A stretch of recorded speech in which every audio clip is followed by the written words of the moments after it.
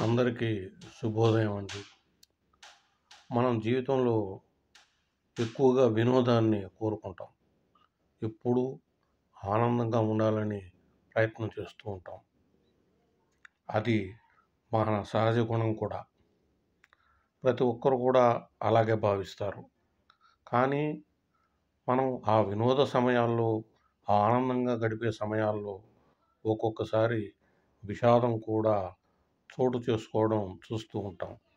అందువల్ల మనం వినోదంలో ఉన్నప్పుడు కానీ, లేదా ఆనందంగా ఒక కార్యక్రమంలో పాల్గొంటున్నప్పుడు కానీ చాలా జాగరూకతతో మెలగాల్సినటువంటి అవసరం ఉన్నది.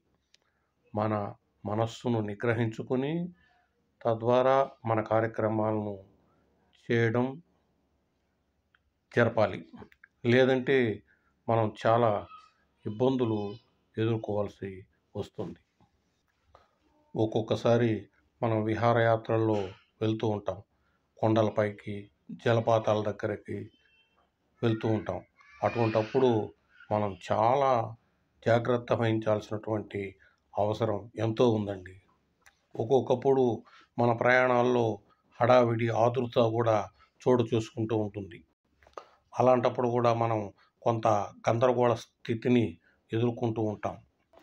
అలాగే కొన్ని పరిస్థితులలో, కొన్ని ప్రదేశాలలో, ప్రమాదకరమైనటువంటి ప్రదేశాల్లో మనం ఫీట్స్ అంటే విన్యాసాలు చేయకుండా ఉండాలండి. మనం దూరం నుంచి ఆ యొక్క పరిస్థితిని, ఆ యొక్క దృశ్యాన్ని ఆస్వాదించాలే తప్ప వాటి చుట్టూ మనం ప్రమాదాలు కొని తెచ్చుకోకూడదు. ఎందుకంటే జీవితం ఎంతో విలువైంది. ఆ ఒక్క కార్యక్రమానికే మన జీవితం పరిమితం కాదు. ఇటువంటివి మన జీవితంలో ఎన్నో చూస్తాం. ఎన్నో ఆనందాలని పొందే అవకాశం మన జీవితంలో ఉంది. కాబట్టి ఏ ఒక్క వినోదంలోనో, విహారంలోనో మనం విపరీతంగా ప్రవర్తించి తద్వారా మనం అనుకోని ప్రమాదాలకు గురి కాకుండా ఉండడం ఎంతో ముఖ్యమైన విషయం. దీన్ని అందరూ మనం గ్రహించాలని చెప్పేసి నా యొక్క విన్నపం.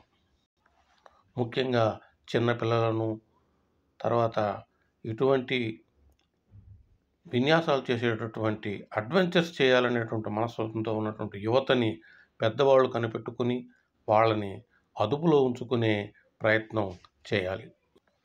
మనం ఇటువంటి చిన్న చిన్న జాగ్రత్తలు తీసుకోవడం వల్ల మన యొక్క ఆ విహారయాత్ర కానివ్వండి, ఆ వినోదయాత్ర కానివ్వండి, ఇంకేదైనా కానివ్వండి ఎంతో సుఖప్రదంగా, ఆనందప్రదంగా, శుభప్రదంగా సాగిపోతుంది. మనకు అది మధుర స్మృతుల్ని మిగులుస్తుంది.